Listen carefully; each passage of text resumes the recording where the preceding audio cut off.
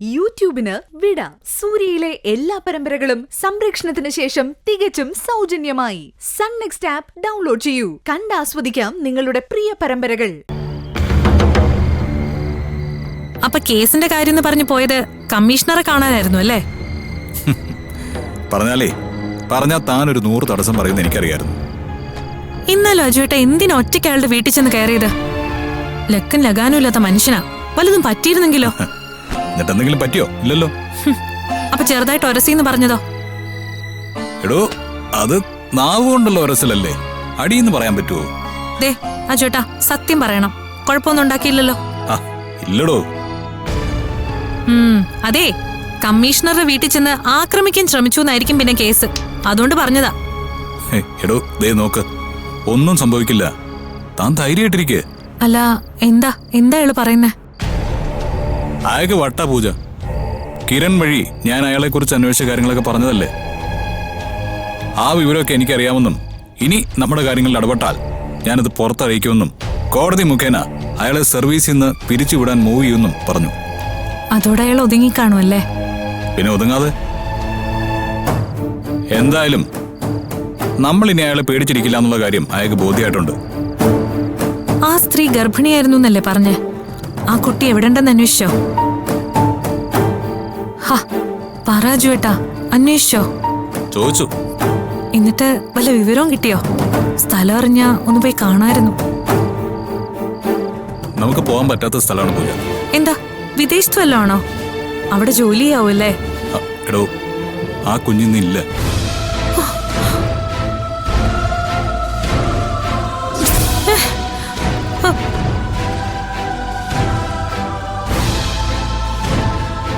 അപമാനഭാരത്തിൽ നിന്ന് രക്ഷപ്പെടാൻ അയാൾ ആ കുഞ്ഞിനെ കൊല്ലാൻ ഏൽപ്പിച്ചു അത്രേ. അയ്യോ! ആ കുറ്റം അയാൾ അങ്കിളിന്റെ തലയിൽ ആരോപിക്കുന്നത്. ആ കുറ്റബോധം കൊണ്ട് കൂടിയാണ് അയാൾക്ക് മനോനിലയിൽ പ്രശ്നം വന്നത്. അജുവേട്ടാ, എനിക്ക് പേടിയാവുന്നു. ഇങ്ങനെയുള്ള ഒരാള് അയാൾ എന്ത് വേണേലും ചെയ്യില്ലേ? എടോ, അങ്ങനെ പേടിച്ചാ നമുക്കും ജീവിക്കണ്ടേ? ആദ്യം കാര്യങ്ങളെല്ലാം അങ്കിളിനും ആന്റിക്കും ബോധ്യപ്പെടണം. അതിനുശേഷം അവരൊന്നിക്കട്ടെ. അത് കഴിഞ്ഞിട്ട് നമുക്ക് കമ്മീഷണറുടെ കാര്യം നോക്കാം. അയാൾ ഇനിയും പ്രശ്നമായിട്ട് വരുമ്പോഴല്ലേ, അതപ്പം നോക്കാം. ദേ, ഏതായാലും ഈ കാര്യങ്ങളൊന്നും ഇപ്പം അങ്കിളിനോടും ആന്റിയോടും പറയണ്ട. ഇതൊക്കെ കേട്ടാ അമ്മ വീണ്ടും അപ്സെറ്റ് ആവുകയുള്ളൂ. ശരിയാ. നാളെ സൂര്യപ്രഭയിൽ വെച്ച് അവർ സാധാരണ മട്ടിൽ സംസാരിക്കട്ടെ. പിന്നെ വിശ്വനാഥൻ അച്ഛനോടും അങ്ങോട്ട് വരാൻ പറയാം. അത് നല്ലതാ. എന്നാ ശരി, താൻ കിടന്നു. ഉറങ്ങുന്നില്ലേ? ഇല്ല, എനിക്ക് കുറച്ചു നേരം ഒന്ന് പുറത്തിരിക്കണം. എന്നാ ഞാനും വരാം മാഷേ. നവാ.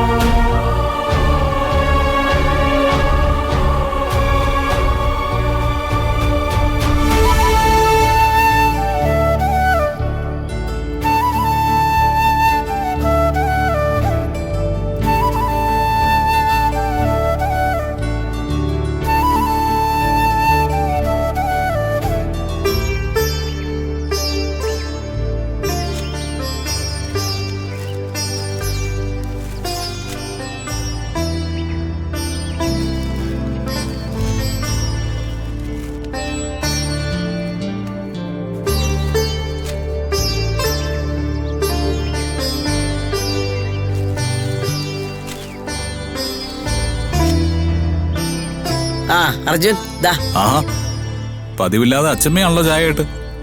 ലോകത്തൊരിടത്ത് നടക്കാത്ത കാര്യങ്ങളല്ലേ ഈ വീട്ടിൽ നടക്കുന്നത്. അല്ല, ഒരു കണക്കിന് ഈ വീട് ഇങ്ങനെ ആവാൻ ഞാനും ഒരു കാരണമാ. ആ പ്രിയയുടെ വാക്ക് കേട്ട് ഈ വീടിന്റെ താളം തെറ്റിക്കാൻ ഇറങ്ങി പുറപ്പെട്ടത് ഞാനല്ലേ.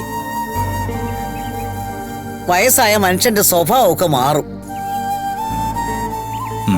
അതൊക്കെ കഴിഞ്ഞ കാര്യങ്ങളല്ലേ അച്ഛമ്മേ, അത് പരിഹരിക്കുകയും ചെയ്തില്ലേ? അന്ന് നിങ്ങളെ ആരെയും ചെവിക്കൊള്ളാതിരുന്നതിന്റെ ഫലമായതൊക്കെ മോനെ. എന്റെ പഴയ കുടുംബത്തിന്റെ സ്നേഹവും താളവും ഒക്കെ എനിക്ക് തിരിച്ചെടുക്കണം.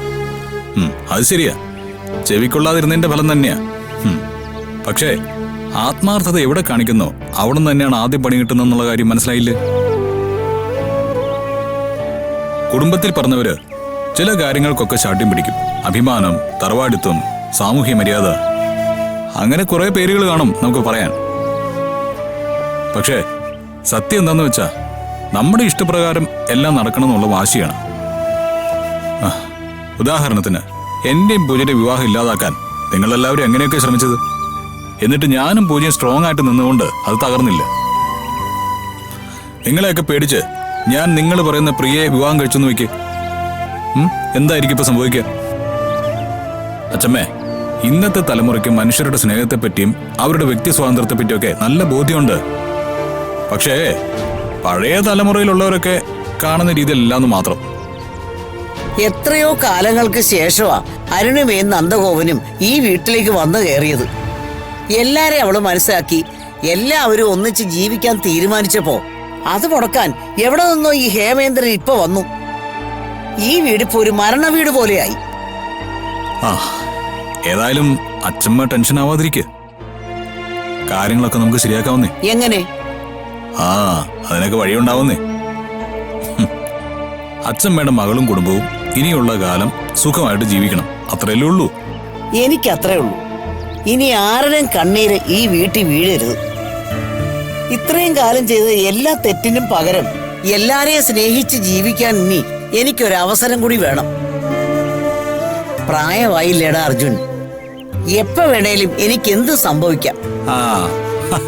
അക്കാര്യത്തിൽ ഏതായാലും അച്ഛമ്മ പേടിക്കണ്ട. ഒരു തലമുറയെ കൂടി കണ്ട് അവരുടെ സന്തോഷം കൂടി അനുഭവിച്ചിട്ട് അച്ഛമ്മയുടെ ആയുസ് അവസാനിക്കും. താൻ തയ്യാറായി കഴിഞ്ഞോ? അല്ല, അപ്പൊ ആന്റിയോ? അമ്മ ഒരുങ്ങ. അല്ല, നിങ്ങൾ അങ്ങോട്ടാ? ഞാൻ ആദ്യം ഒരു കാര്യം പറഞ്ഞില്ലേ, അച്ഛമ്മയ്ക്ക് മനസ്സിലാവാത്ത ഒരു കാര്യം. ആ കാര്യം ഒന്ന് പരിഹരിക്കാം. എന്ന് വെച്ചാ ആന്റിയുടെ മംഗളിന്റെയും പ്രശ്നം ഒന്ന് പരിഹരിക്കാം. ഞാനൊന്ന് പോയി റെഡി ആയിട്ട് വരാം. താനോട് ഇരിക്കും. അവൻ എന്താ മോളെ പറഞ്ഞു പോയത്? നമ്മുടെ വീട്ടിൽ സന്തോഷം കൊണ്ടുവരുന്ന കാര്യം അച്ഛമ്മേ. ഇപ്പോഴുള്ള പ്രശ്നങ്ങളെല്ലാം തീർക്കാനുള്ള കാര്യം. ഓ എന്റെ ഭഗവാനെ, എല്ലാം ഒന്ന് ശരിയാക്കി വരുത്തണേ.